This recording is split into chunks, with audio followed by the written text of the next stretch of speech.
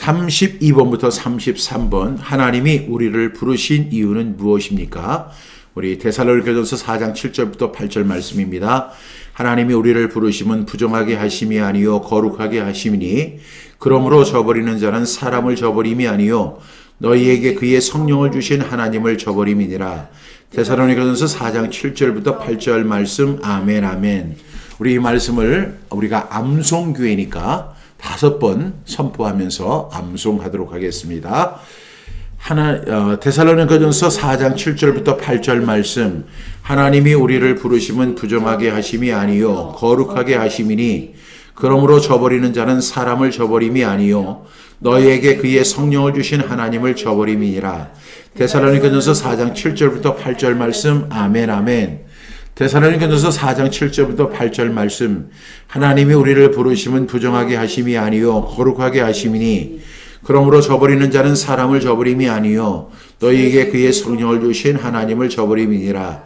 데살로니가전서 4장 7절부터 8절 말씀. 아멘 아멘. 데살로니가전서 4장 7절부터 8절 말씀. 하나님이 우리를 부르심은 부정하게 하심이 아니요 거룩하게 하심이니 그러므로 저버리는 자는 사람을 저버림이 아니요 너희에게 그의 성령을 주신 하나님을 저버림이니라. 데살로니가전서 4장 7절부터 8절 말씀. 아멘 아멘. 데살로니가전서 4장 7절부터 8절 말씀. 하나님이 우리를 부르심은 부정하게 하심이 아니요 거룩하게 하심이니 그러므로 저버리는 자는 사람을 저버림이 아니요 너희에게 그의 성령을 주신 하나님을 저버림이니라. 데살로니가전서 4장 7절부터 8절 말씀. 아멘 아멘. 마지막으로 데살로니가전서 4장 7절부터 8절 말씀. 하나님이 우리를 부르심은 부정하게 하심이 아니요 거룩하게 하심이니 그러므로 저버리는 자는 사람을 저버림이 아니요 너에게 그의 성령을 주신 하나님을 저버림이니라. 데살로니가전서 4장 7절부터 8절 말씀. 아멘 아멘. 제가 이제 암송교회, 우리가 이제 광야교회에서 오늘 암송교회로 이름을 바꾸면서 다시 한번 암송의 중요성을 이제 설명하는 교회가 되어야 되겠다. 그리고 그런 제가 사역자가 되어야 되겠다. 이렇게 생각합니다. 우리는 이제 설교를 많이 듣잖아요. 설교라는 것은 어떤 하나님의 말씀에 대해서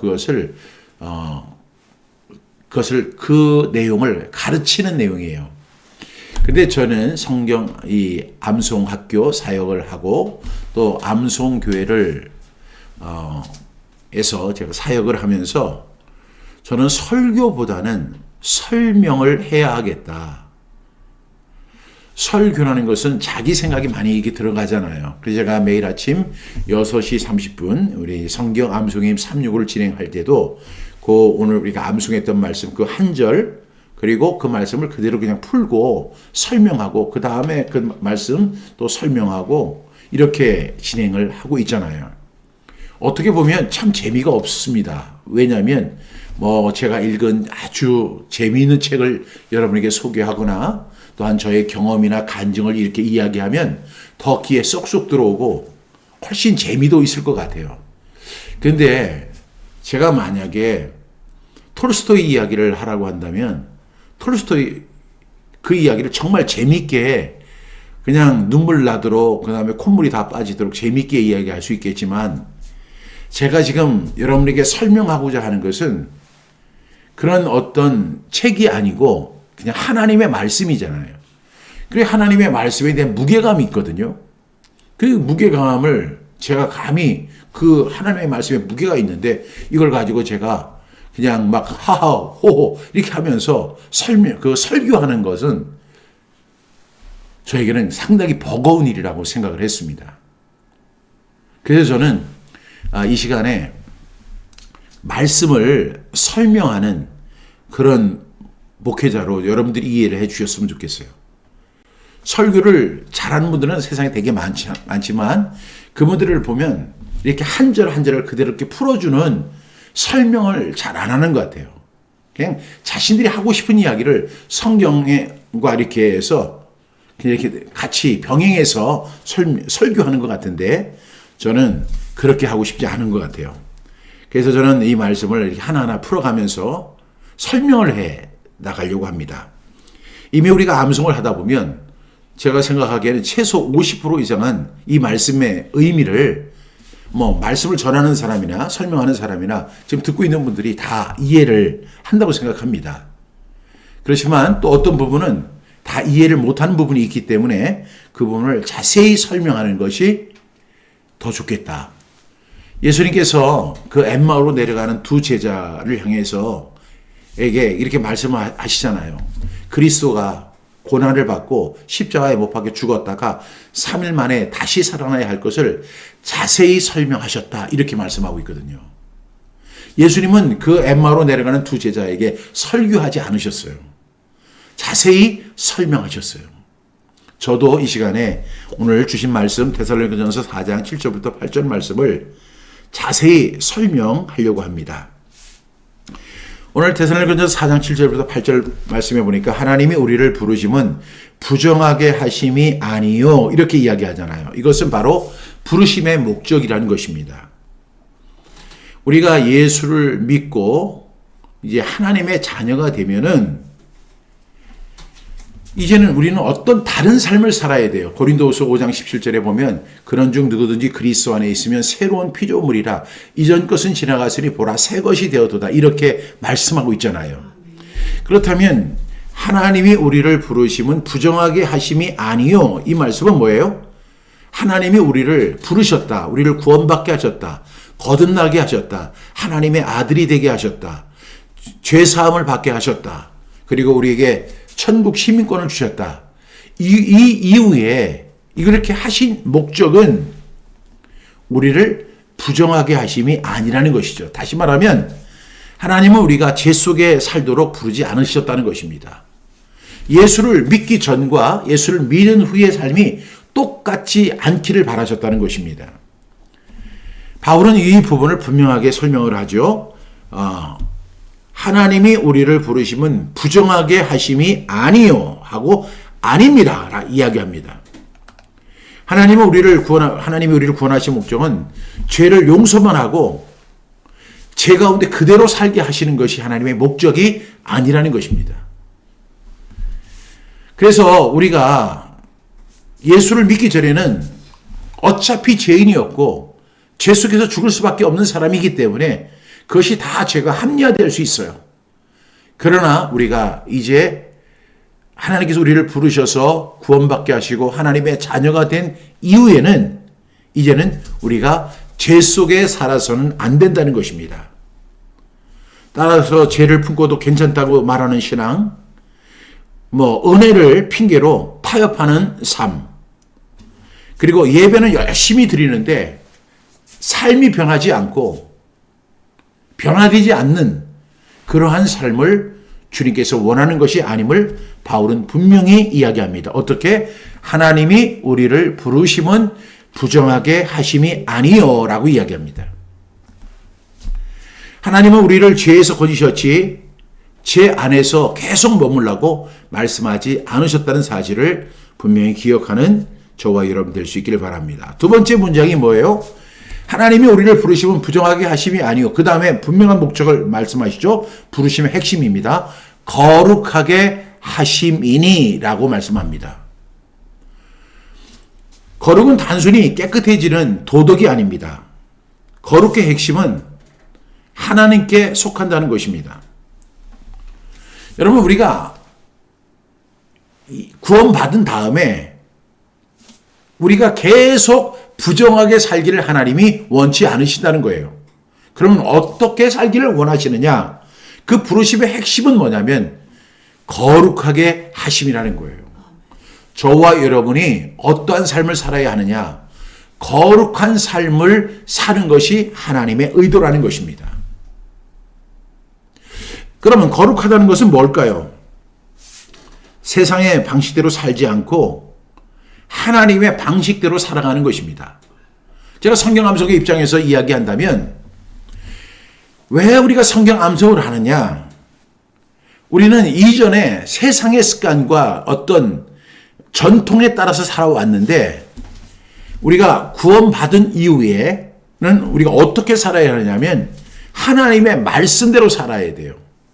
하나님이 우리를 구원해 주셨기 때문에.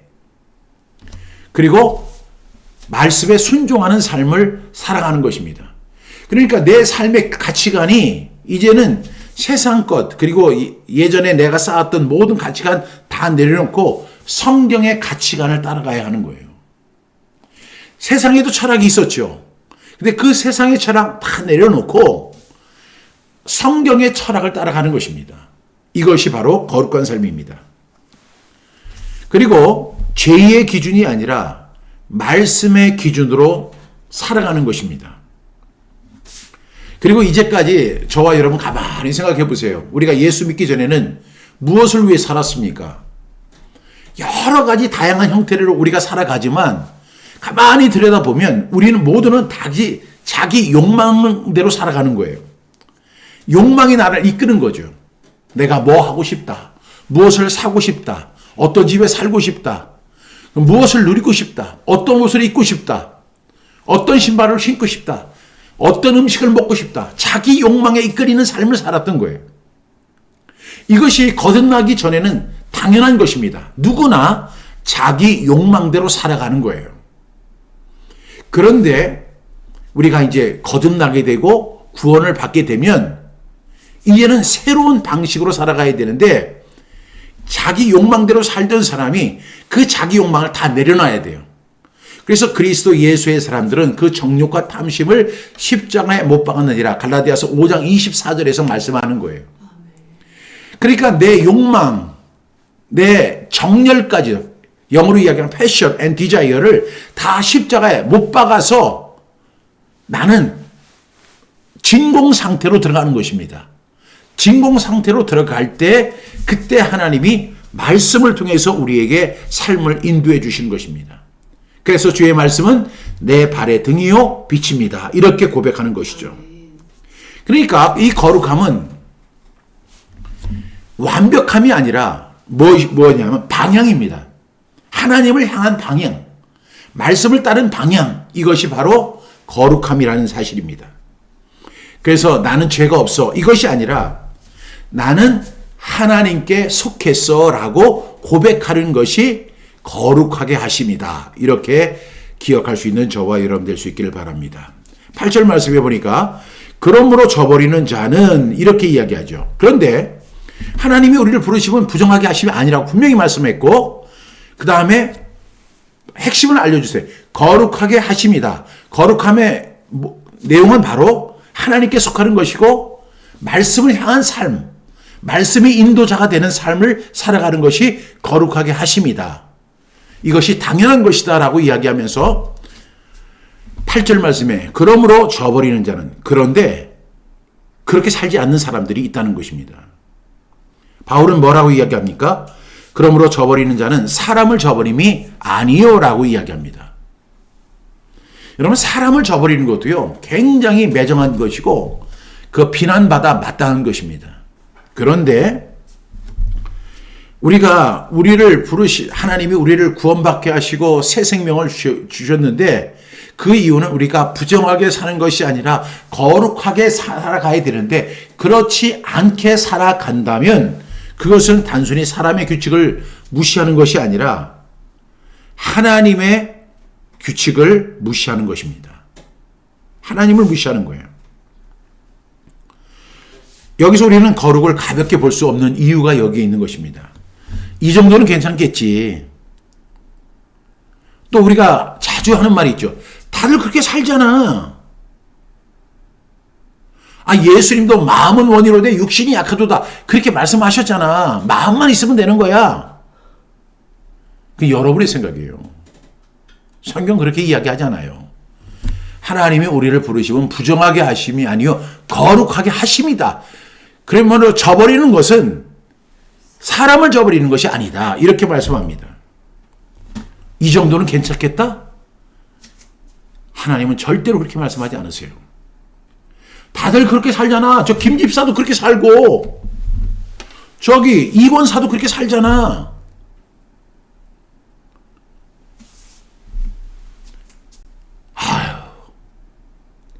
마음은 온유로되 육신이 약해서 그래. 이렇게 하면서 합리화시키는 거 있잖아요. 이런 말이 쌓이게 되면은 거룩은 점점 얇아지고 양심은 무뎌지고 하나님과의 거리는 점점 멀어지게 되는 것입니다. 여러분, 거룩은요, 하나님께 대한 태도인 것입니다. 그러므로 저버리는 자는 사람을 저버림이 아니요. 그 다음 말씀이 뭐예요? 네 번째로, 너희에게 그의 성령을 주신 하나님을 저버림이니라. 이렇게 말씀해요. 여러분, 우리가 사람을 저버리는 것도 문제가 있고 그것도 비난받아 마땅한데, 우리에게 성령을 주신 하나님을 저버린다. 이게 있을 수 있는 얘기입니까? 있을 수 없다는 이야기입니다. 바울은 마지막 근거를 이렇게 이야기하죠.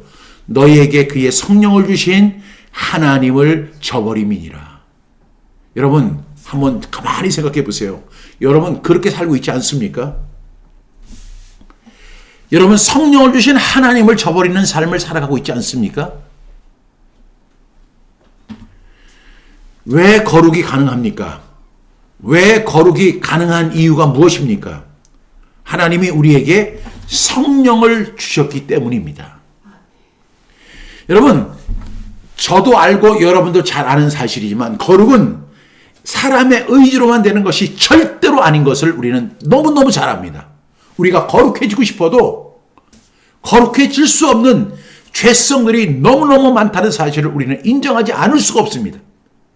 그런데 하나님께서 우리를 거룩하게 하시려고 성령을 보내주셨습니다. 그리고 우리의 몸을 성전이라고 하셨습니다. 그래서 우리 몸은 성전이 되었습니다. 성령이 거주하는 성전이 된 것입니다. 따라서 우리가 성전이 되었음에도 불구하고 부정하게 살고 거룩하게 살지 않는다는 것은 사람을 저버리는 것이 아니라 우리를 성전 삼아주시고 우리에게 성령을 주신 하나님 앞에 정면으로 도전하는 행위입니다. 이것은 엄청나게 무서운 죄악입니다. 거룩은 성령의 능력입니다.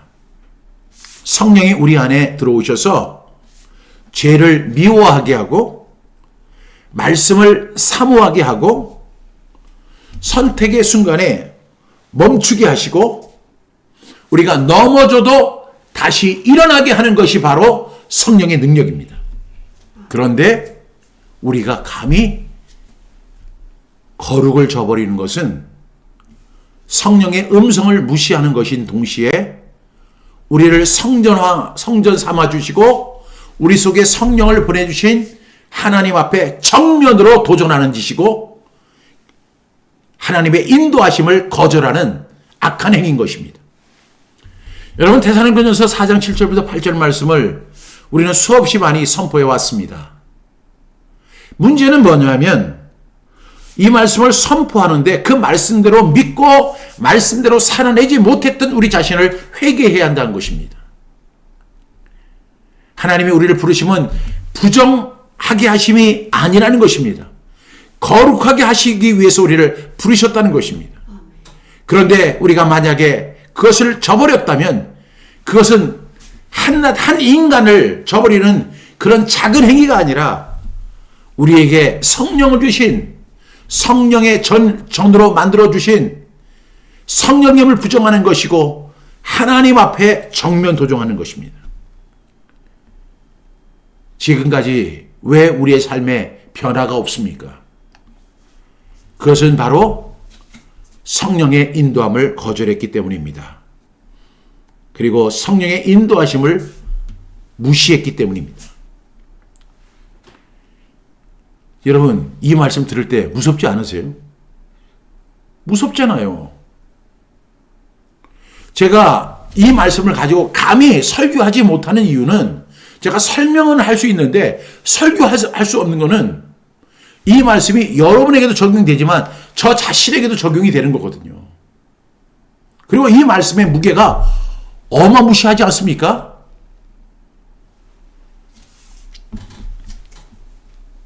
왜 우리가 성경 암송을 합니까? 우리가 기억력을 자랑하기 위해서 성경 암송합니까?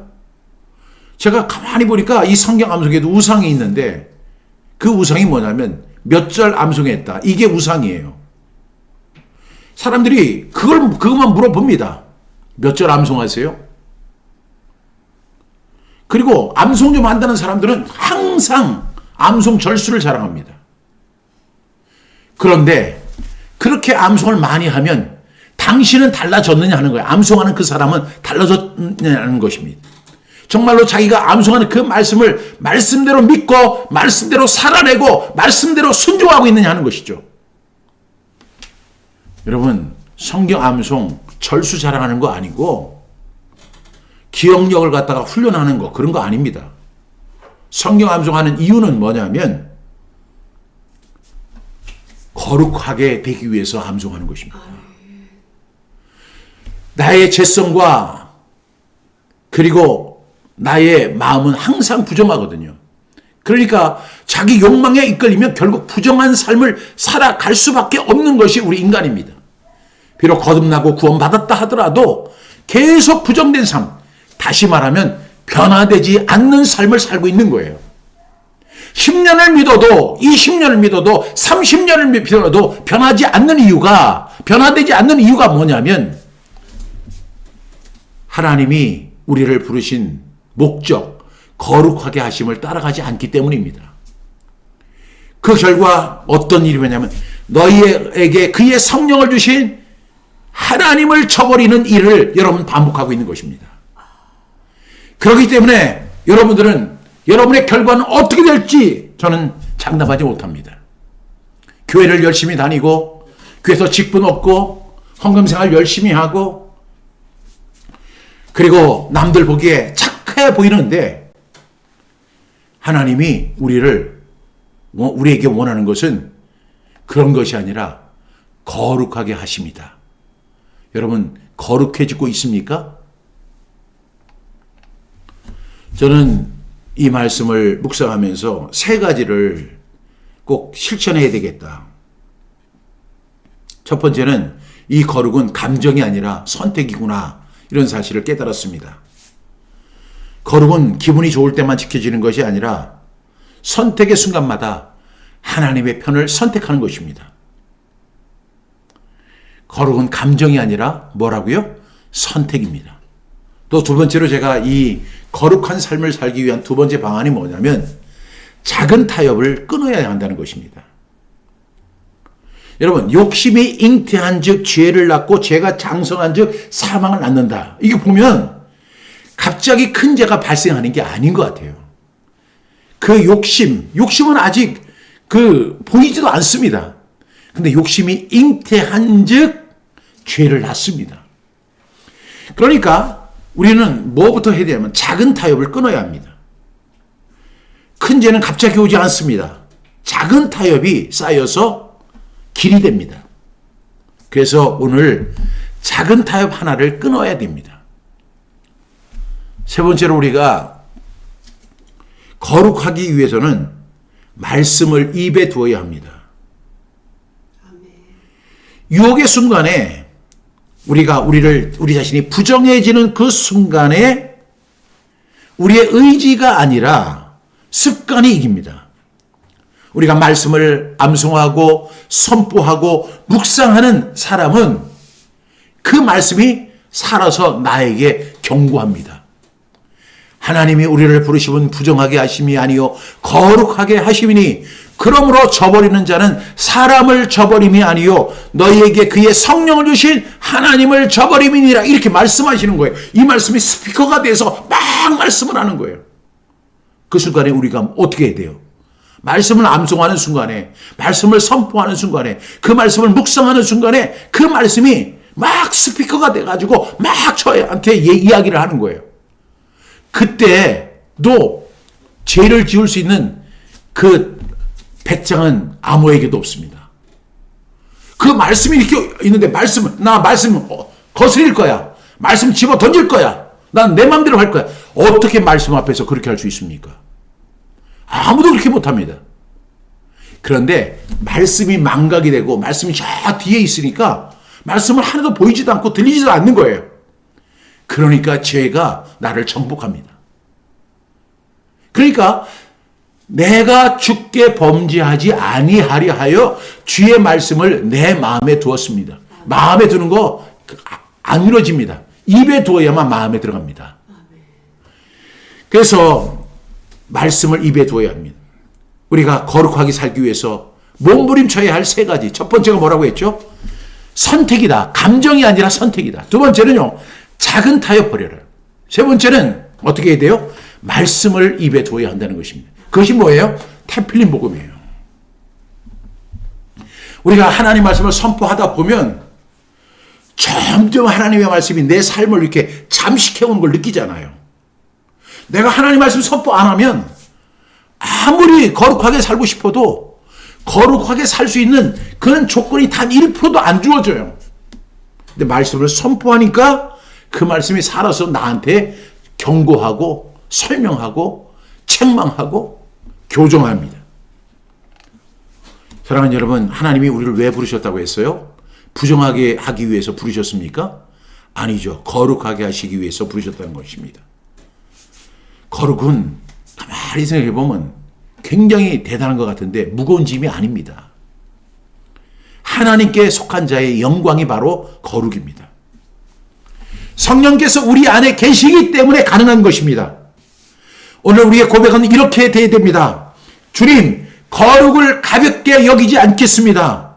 말씀을 입에 두고 성령의 인도함을 따라서 거룩하게 살겠습니다. 이렇게 고백하는 저와 여러분 되기를 주님의 이름으로 축복합니다. 기도하겠습니다.